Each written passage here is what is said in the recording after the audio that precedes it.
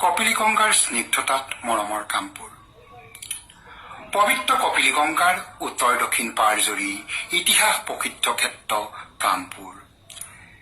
এক বিস্তৃত পৰিসৰেৰে কামপুৰ কঠীয়াতলী, গৰুপাছ জৰাবাৰী, চাৰিওটা মৌজাতিলৈ এয়া আমাৰ মৰমৰ কামপুৰ। ইতিহাসে কয় ভৌমপাল বংশীয় ৰাজ্যই নামজাৰ কপিলী ৰাজ্য, ডিমাচা কছাৰী ৰাজ্য, তাৰেই ৰাজধানী আছিল কামপুৰ। কাম শব্দটি তান্ত্ৰিক শব্দ, যাৰ অৰ্থই হল ৰতিপ্ৰীতি।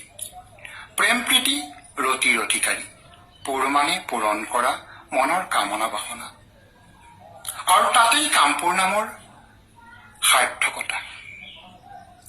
মহাভাৰতৰ দ্বিতীয় পাণ্ডৱ ভীমৰ সৈতে পমিলা সুন্দৰী, হিড়িম্বাৰ কামনাৰ পুণ্যভূমি। গৰুবাটৰ জনগাভৰু আৰু গোপীচন্দ কোঁৱৰৰো মিলন ক্ষেত্ৰ এই কামপুৰী।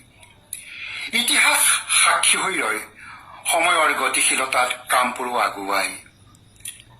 বাৰেৰহণীয়া সংস্কৃতিৰ মিলন ক্ষেত্ৰ এই কামপুৰ, কাৰ্বি দেউৰী শংকৰী সংস্কৃতিৰ। মন্দিৰত শংখধ্বনি, মছজিদত আজান, নামঘৰত নাম কীৰ্তন, সমন্বয়ৰ ক্ষেত্ৰ মহান।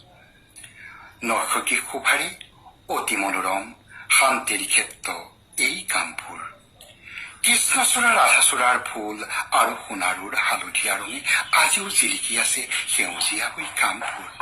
চিত্তায়নৰ এক অমৰাৱতী, উজনিৰ দুজনী গাভৰু, ৰংমন ককা দেউতা, নাতি হাতী আৰু বহু ছবি।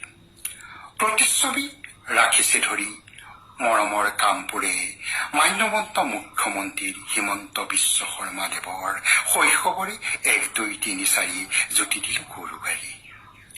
আধুনিকতাৰ পৰশত, গতিশীলতাৰ আহ্বানত মাধৱ কন্দলীৰ পুণ্যভূমি পবিত্ৰ কপিলী-গংগাৰী ধৌত কামপুৰ আগবাঢ়ে আগবাঢ়ে।